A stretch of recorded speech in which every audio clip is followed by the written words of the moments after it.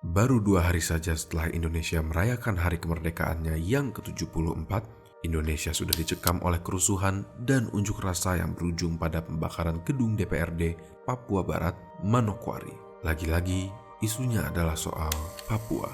Kejadian ini tidak terjadi secara spontan, melainkan merupakan hasil dari serangkaian persekusi dan tindakan penegak hukum yang dinilai represif. Bermula dari unjuk rasa aliansi mahasiswa Papua di Malang, hingga penyerbuan asrama yang dipenuhi dengan mahasiswa asal Papua di Surabaya. Sementara perdebatan akan penyebab tragedi ini tak kunjung selesai, media beserta aktivis nasional dan mancanegara tak henti menyuarakan kemerdekaan Papua. Bagi mereka, Papua tidak lebih dari wilayah jajahan Indonesia yang diambil secara paksa pada tahun 1960-an. Ditambah dengan tuduhan genosida terhadap etnis Papua dan kondisi ekonomi yang terpuruk, kemerdekaan Papua seakan-akan semakin didukung dunia internasional. Sayangnya, permasalahan untuk kemerdekaan tidaklah sesederhana itu. Untuk sebuah bangsa mencapai kemerdekaannya, diperlukan legitimasi moral dan legal yang sangat kuat. Jadi sebenarnya, siapakah yang memiliki Papua?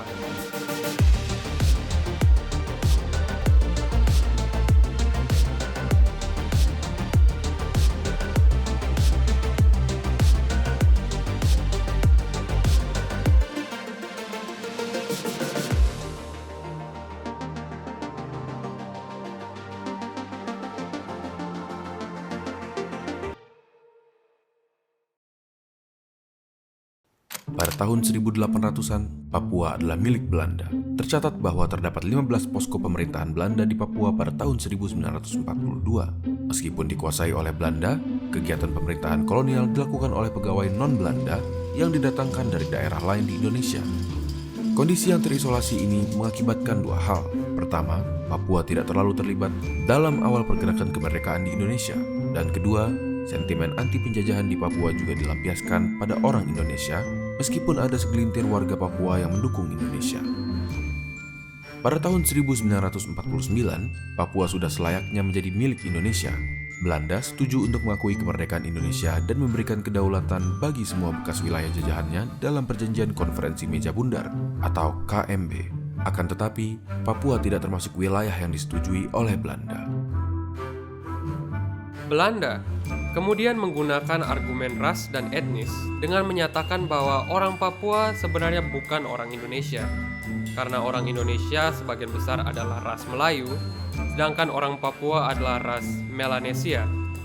Pemerintahan Indonesia pun menolak pernyataan ini mentah-mentah, karena Indonesia tidak didasarkan atas ras atau etnis tertentu, melainkan dengan identitas yang beragam. Kebijakan yang dilakukan Belanda pada dasarnya adalah kebijakan memecah belah dan merupakan praktik yang sering dilakukan oleh pemerintahan kolonial. Sebagai contoh, kerajaan Belgia mempertajam perbedaan antara suku Hutu dan Tutsi di Rwanda dengan mendukung satu suku dan menindas suku yang lain. Inggris memisahkan India dan Pakistan berdasarkan agama Islam dan Hindu, dan masih banyak lagi. Hasilnya, orang-orang yang dipecah belah ini cenderung terlibat dengan konflik satu sama lain. Khawatir akan hal serupa, Indonesia menolak penuh keputusan Belanda dan memilih untuk mengambil paksa Papua dengan operasi Trikora atau 3 komando rakyat, yaitu 1. Gagalkan pembentukan negara boneka Papua buatan Belanda. 2. Kibarkan sang merah putih di Irian Barat, tanah air Indonesia. Dan 3. Bersiaplah untuk mobilisasi umum guna mempertahankan kemerdekaan dan kesatuan tanah air dan bangsa. Setelah operasi Trikora dan referendum tahun 1969 atau yang dikenal sebagai penentuan pendapat rakyat atau PPRA, rakyat Papua yang waktu itu bernama Irian Barat dengan suara bulat memilih bergabung dengan Indonesia. Meskipun dibantah oleh beberapa pengamat barat, hasil referendum diterima oleh Amerika Serikat, Uni Soviet, Australia, serta 81 anggota PBB lainnya. Setelah mengambil alih wilayah Papua, tuduhan akan genosida dan kekerasan terhadap pemerintahan RI kian meningkat hari demi hari. Dan ya, kekerasan memang terjadi di Papua. Namun perlu diingat bahwa kekerasan ini terjadi oleh berbagai macam faktor. Riset yang dilakukan oleh Bank Dunia dengan judul Violent Conflict in Indonesia Studies mengatakan bahwa tingkat korban jiwa akibat konflik di Provinsi Aceh, Sulawesi Tengah, Maluku, Maluku Utara, Papua, dan Papua Barat Periode 1998 sampai dengan 2008 telah berkurang secara signifikan. Bahkan, studi tersebut menemukan bahwa konflik antar suku, main hakim sendiri, dan bentuk konflik lainnya telah menelan korban yang lebih banyak daripada konflik antara masyarakat dan aparat pemerintah. Peran pemerintahan Indonesia di wilayah Papua juga dipermasalahkan. Namun, alih-alih sangat mengekang dan merepresi warga Papua, pemerintahan Indonesia justru sangat absen dan sulit mendapatkan akses ke seluruh wilayah di Papua. Meskipun tanah di Papua sangat kaya akan sumber daya alam, daerah tersebut masih jauh tertinggal dalam hal pembangunan. Untuk mengatasi hal ini, pemerintah tidak hanya tinggal diam. Pemerintah Indonesia sedang berusaha untuk membangun Papua dengan mengeluarkan dana kurang lebih sebesar 85,7 triliun rupiah.